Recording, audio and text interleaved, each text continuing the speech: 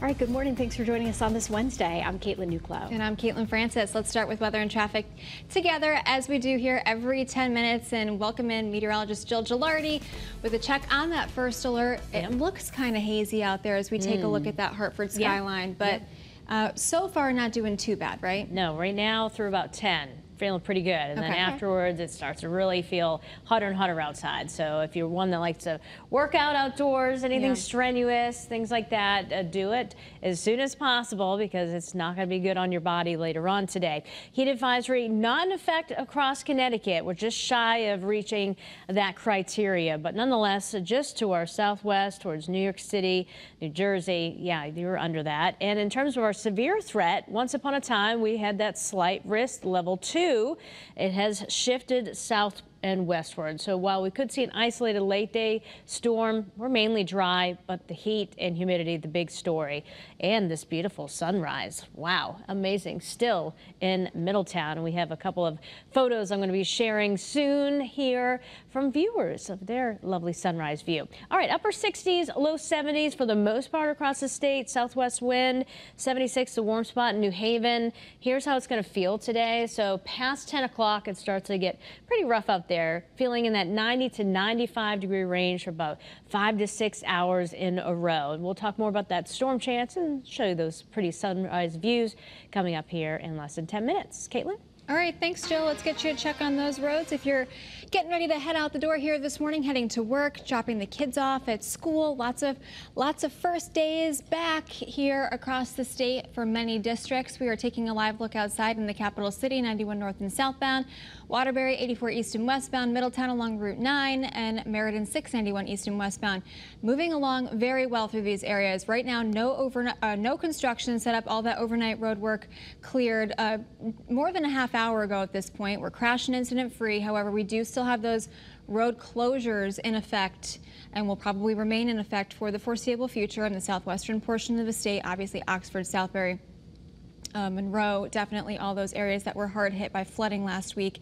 Make sure that if you see a road that's blocked off, that you avoid it. And then really typical delays building down through Fairfield County, 95 southbound, and the Parkway with that 102-minute ride time.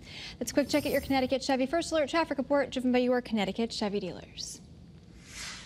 This morning, a teenager is recovering in the hospital after he was shot in Hartford. Police tell us the 15-year-old victim was shot on Huntington Street just about 4:30 yesterday afternoon. He was rushed to the hospital. He's expected to be okay, but no arrests have been made at this time. Police have not released any information on a potential suspect. And police in Waterbury asking for your help to track down a suspect in another shooting. We're told 34-year-old Raheem Williams shot someone on Bunker Hill Avenue Sunday night after a fight broke out during a basketball game. The victim is okay. If you know where Williams is, call the Waterbury Police Department. Now to some developing national news. Former President Donald Trump is facing a new federal indictment related to the election interference case against him. The revised charging document is meant to comply with the recent Supreme Court decision granting presidents broad immunity for official acts. Allegations surrounding Trump's attempts to pressure the DOJ into supporting his false claims that the 2020 election was rigged were removed in this new indictment. Trump has repeatedly denied all wrongdoing. FEMA officials will be in Oxford today, helping as community members look to rebuild after that historic flooding. Channel 3 Eyewitness News reporter Marcy Jones has the latest details from the Oxford Town Hall. Good morning. This is all a part of the very long process of rebuilding and moving forward. We know that today representatives from both the state level as well as the federal level will do a joint assessment. Meanwhile, behind the scenes, school officials will be surveying the towns and see which roads are still damaged enough for bus routes not to continue. Now, in just a few hours, FEMA's Joint Preliminary Damage Assessment Team will start a multi-day survey of the area. Senator Chris Murphy and Senator Richard Blumenthal will also be meeting with local leaders and impacted residents to get a greater understanding of the damage and day-to-day struggles. Their mission is to pinpoint exactly the ways that the federal government can step in and help. In the meantime, the Oxford School District is working with town officials to determine which roads are drivable. Logistics have been one of the biggest concerns with reopening the schools. They want to make sure that every student is able to make it safely. Schools were initially set to reopen today. However, the bus company is currently unable to operate routes properly due to road closures and damage. The assessment will take place here at the town hall starting at 10. Make sure you follow along for the latest. In Oxford, Marcy Jones, Channel 3 Eyewitness News.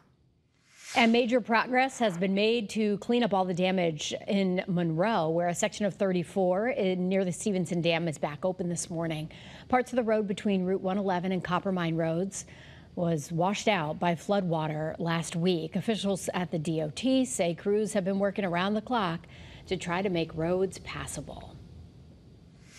Well, Farmington's new school bus company is apologizing after creating quite a mess and confusion for parents. Bus delays forced some parents to have to drive their kids to school yesterday. And in some cases, parents say that buses dropped their students off at home hours late. Specialty Transportation released a statement apologizing to parents, saying, "We want to assure you we are working diligently to ensure more timely and predictable service in the coming days. Providing safe and timely transportation is primary to our mission." And Channel 3 is your back to school authority, and the new school year in Meriden is coming with some changes at the bus stop. A brand new fleet of buses hitting the roads this year, equipped with some new technology. Parents will be able to download an app that tracks the location of their child's bus, adding a new layer of safety and reassurance. School leaders tell us the app will be up and running by the end of September or early October. That's pretty cool technology. Well, with the hot temperatures that we're expecting today, school leaders in Waterbury are letting students there out early. All after-school activities are canceled so students can get home and hopefully cool off there. Parents can head to the Waterbury School's website for a full dismissal schedule by school. And of course, Channel 3 is your back-to-school authority. This morning, Milford Public Schools will be buzzing with excitement. That's because students and teachers are heading back to the classroom. Channel 3 Eyewitness News reporter Olivia Schuler has the latest from East Shore Middle School on what's new this year. There's a lot of new stuff going on here at Milford Public Schools, a lot of excitement going on. I spoke one-on-one with the superintendent, and he said there's some new extracurriculars and programs that they're bringing here to the district, and that's to give students some real-life experiences before graduating. So here's what's on tap for this coming school year. Assistant Superintendent of Teaching and Learning says this year world language offerings are expanding. Students can now take American Sign Language at the middle school level. Middle school career and technical education coursework is also expanding. A pre-engineering manufacturing course will now be offered. The district even got their hands on 3D printers to give students real-life experiences while still being in the classroom.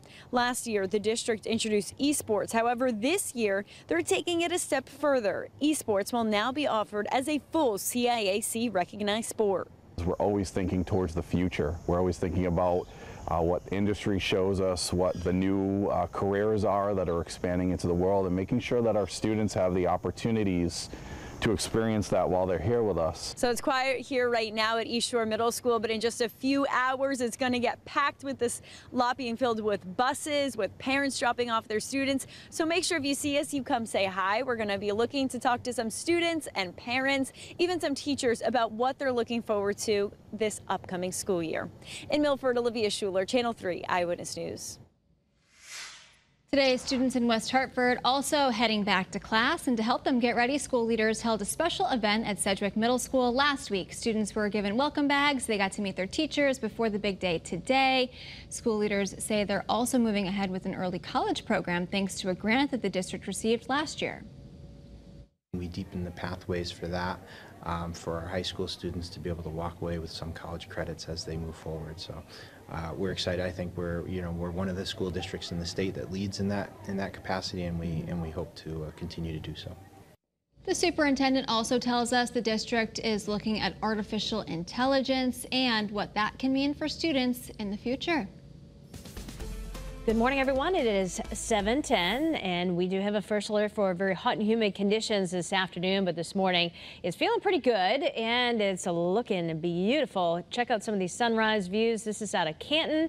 Thanks for sharing that with us, Andrew Urban. And also have another beautiful sunrise view out of Old Saybrook. Thanks to Donald Farrell for sharing that. All right, right now you can see the sun's a little higher, so not seeing as pretty colors, but a beautiful start to the day with a few scattered clouds, no rain out there. Temperatures ranging from 67 in Waterbury to 73 in Hartford to 76 in New Haven. It's going to be feeling in the mid-80s by 10 o'clock, so try and knock out anything strenuous before then.